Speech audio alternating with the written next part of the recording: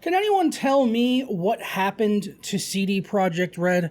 CD Projekt Red used to be beautiful. They were one of the very few trusted developers, at least in my personal opinion. They were one of the few developers that I would typically give the benefit of the doubt, and I was a massive fan of all of their games in the Witcher series, and I was extremely hyped, like most people, for the release of Cyberpunk 2077, which obviously came out with a lot of issues, and I still have not gone back to try and complete that game.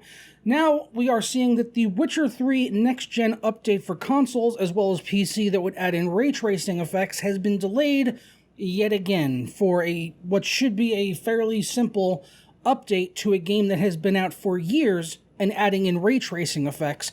So we're going to talk about why the Witcher 3 next-gen update has been delayed again indefinitely now, and what's been going on with CD Projekt Red.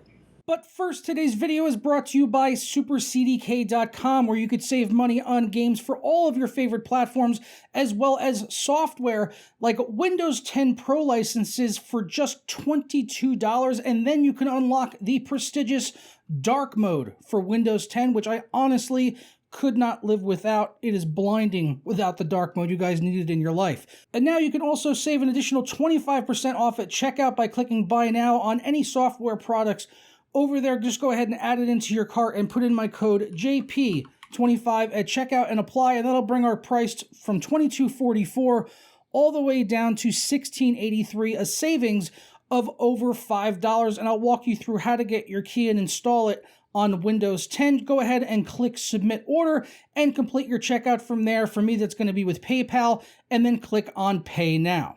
After completing the checkout, it'll bring you to your purchased order page, and it will update in a matter of seconds, or just go ahead and hit F5. Go ahead and do that one time. It came through literally immediately. I got the payment email that it had gone through and the delivery of the product exactly at the same time. Once you're done with that, go ahead and click on View Keys and Codes, and we'll get our code right here that we can go ahead and copy and paste in on Windows 10 by hitting the Start button and type in the word Activate. When you see that activation settings or see if Windows is activated, go ahead and click on that, and it'll bring up this right here, and click on Change Your Product Key or Unlock Windows 10. As I already have Windows 10, I obviously don't need to put in a new key, but just paste it in and then go ahead and click Next, and you are all done and set. For more information on SuperCDK.com as well as the coupon code, be sure to check out the links down in the description below. So I'm not going to try too much in this video to, beat a dead horse. Everyone knows what happened with Cyberpunk 2077 with that game. When that game came out, there were a lot of promises and things hyped up about that game, features of the game world and how interactive and, luscious and full the entire world would be with different activities and things to do. And then it came out and, performance issues aside and, the last gen versions of the game aside, all of that, it still just didn't hit the mark for what I would consider a CD Projekt Red quality game like The Witcher 3 or The Witcher 2 or even the first Witcher game. And The Witcher 3, Game of the Year, one of the greatest open world or RPGs of all time. So obviously expectations were extremely high for Cyberpunk 2077. And it had its issues, but I'm not going to try to rehash too much of those here. I want to talk about this next-gen update for The Witcher 3, which was announced all the way back in 2020, and they didn't give many details on what the next-gen update was going to be, but they did mention that it would have ray tracing, and it would be for the next-gen consoles at that time, so PS5 and Xbox Series X and S, as well as update for the PC version, which would add in ray tracing on PC as well, and really be the final and definitive version of The Witcher 3 with all the DLC and everything, so very much looking forward to it. However, it was then delayed, and it was said to be coming out in the first half of 2021, but then they delayed it again last October, and they said it would come out in the second quarter of 2022, and here we are in the second quarter now, still no Witcher 3 next-gen update, and now we get this from CD Projekt Red, who has delayed the game indefinitely.